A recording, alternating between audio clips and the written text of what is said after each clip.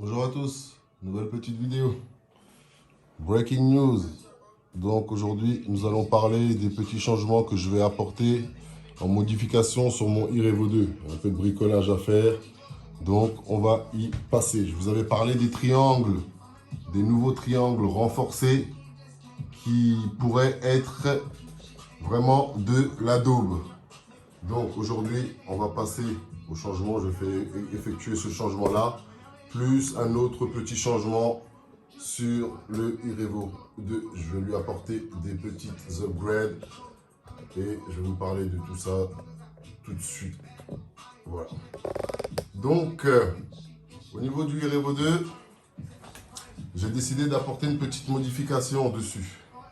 C'est-à-dire, c'est au niveau du support du bumper avant et arrière. À la longue, à force de jumper, on peut rencontrer ce problème-là. Vous allez voir là, hop là.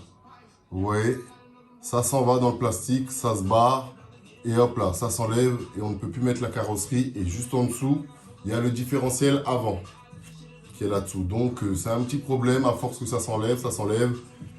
J'ai décidé de le passer en aluminium.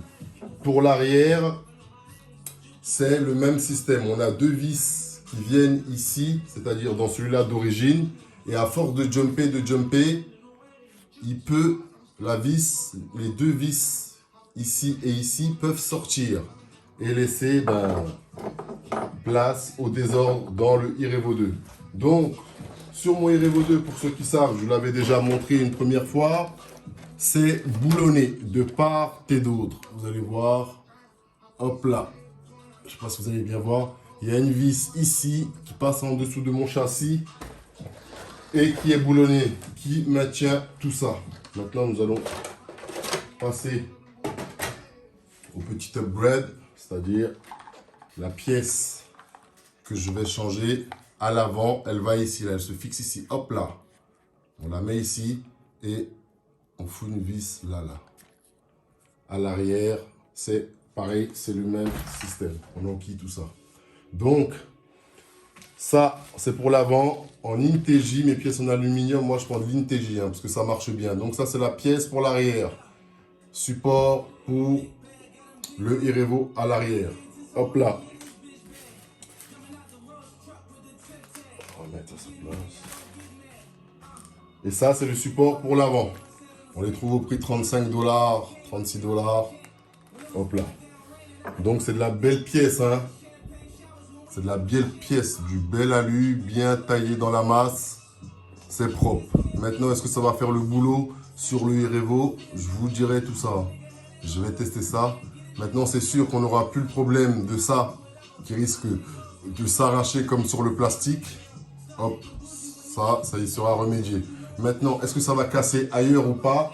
Pour le savoir, il faut le tester, hein. Donc, je vais essayer tout ça pour voir. À l'arrière, c'est pour lui apporter un petit peu plus de renfort. Pareil, avec mes vis qui sont boulonnées, je vais le mettre dedans. Et vous voyez, c'est de la belle pièce, hein. Hop. Bel aluminium. Je vais regarder s'ils disent quel genre d'aluminium c'est, ici ou pas.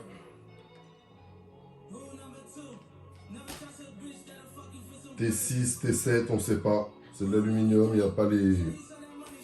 a pas les indications de l'aluminium sur les étiquettes. Donc, c'est pas grave. Donc, je vais passer à ça. Hop. Aluminium à l'avant, aluminium à l'arrière. Et au niveau des triangles que je vous disais, sur les deux premiers, on a pu constater une casse exactement au même endroit sur les deux, hein. C'est-à-dire ici, là. Hop là. L'axe qui s'enlève et ça se casse. La première fois, c'était pas moi, c'était mon petit qui en faisait. Et la deuxième fois, c'est moi qui l'ai constaté sans même le savoir. Je l'ai constaté quand je suis rentré et que je réparais ma machine, en fait. Sur le terrain, je m'en étais même pas aperçu. Donc, j'en ai recommandé de nouveaux. Hop, qui sont là. Et on va tester tout ça pour voir si on aura toujours de la casse ici, là. Pour voir si les axes vont sortir. Si c'est le cas, ce sera de la vraie merde, je vous le dirai, hein. Parce que pour des upgrades, c'est censé être plus résistant. Donc si ça ne l'est pas, ce sera de la daube. Il ne faudra pas les acheter. Donc je vais tester tout ça et vous tenir au courant pour voir si mes modifications concernant le iRevo 2 avec mes pièces en aluminium, ça marche et que c'est fonctionnel, pour voir si ça n'engendre pas d'autres casses ailleurs, des effets secondaires et des choses comme ça.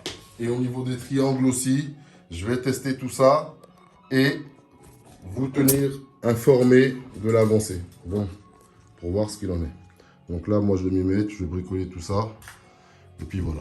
Allez, je vous dis à bientôt pour de nouvelles aventures. En attendant, prenez soin de vous et de vos tchous. KRC 2.0, yeah. Yeah.